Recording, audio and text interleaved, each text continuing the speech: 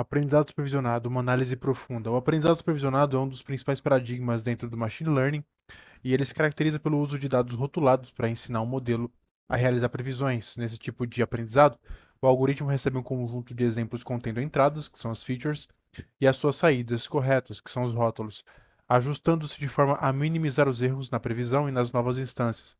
Como é que funciona esse aprendizado?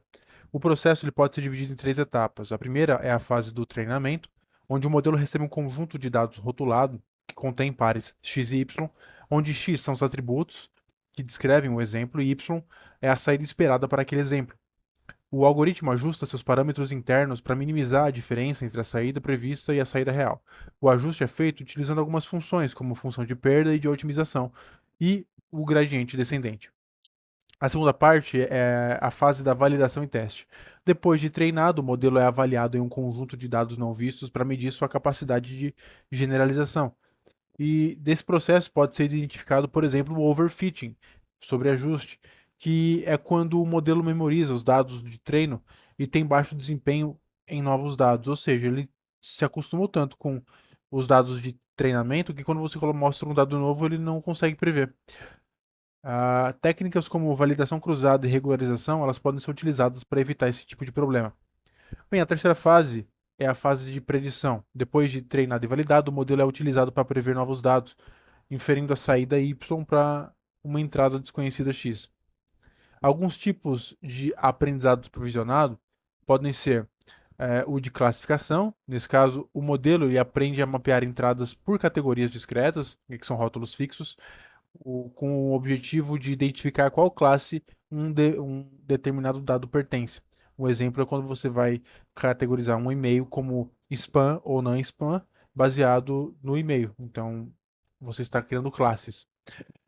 Também existem os algoritmos comuns de classificação, que são o de regressão logística, que é um algoritmo de classificação binária, a árvore de decisão, que constrói um modelo hierárquico para para tomada de decisões, tem o Randall Forest, que é o conjunto de várias árvores de decisão, tem o Support Vector Machine, que usa hiperplanos para separar as categorias, temos as redes neurais, que são modelos mais complexos que capturam padrões em dados complexos.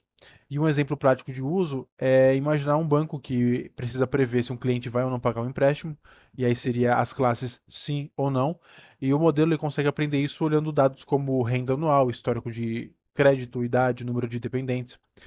Um outro método de aprendizado supervisionado é o de regressão, e aqui o objetivo é prever um valor contínuo de uma categoria discreta.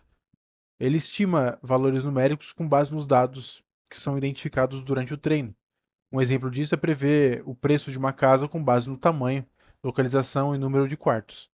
Alguns algoritmos usados para regressão comuns são a regressão logística, que usa é, um modelo, né, de relação entre as variáveis usando uma reta, a regressão polinomial, que estende a regressão linear para a captura de padrões mais complexos, as redes neurais, que são modelos mais sofisticados para padrões não lineares, e um exemplo de uso da regressão como aprendizado supervisionado é uma seguradora que precisa prever o custo de um seguro com base nas seguintes variáveis do cliente: idade, histórico de acidentes, modelo do carro, número de anos dirigindo.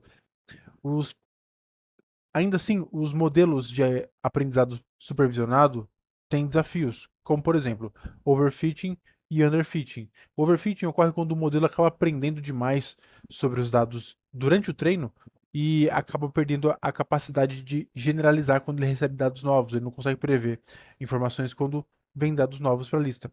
Já o underfitting é o contrário.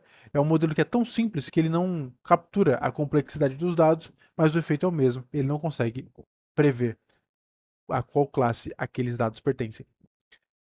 Para evitar esse tipo de desafio,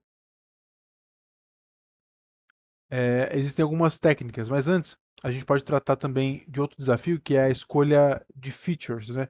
Escolher as variáveis corretas é crucial para um modelo eficiente, porque escolher dados errados pode acabar gerando informações que não representam aquilo que você está precisando prever.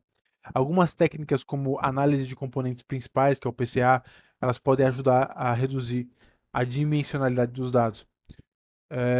Outro desafio é o desequilíbrio de classes. Se os dados de uma classe eles são muito mais frequentes que os de outra classe, o modelo pode acabar ficando enviesado.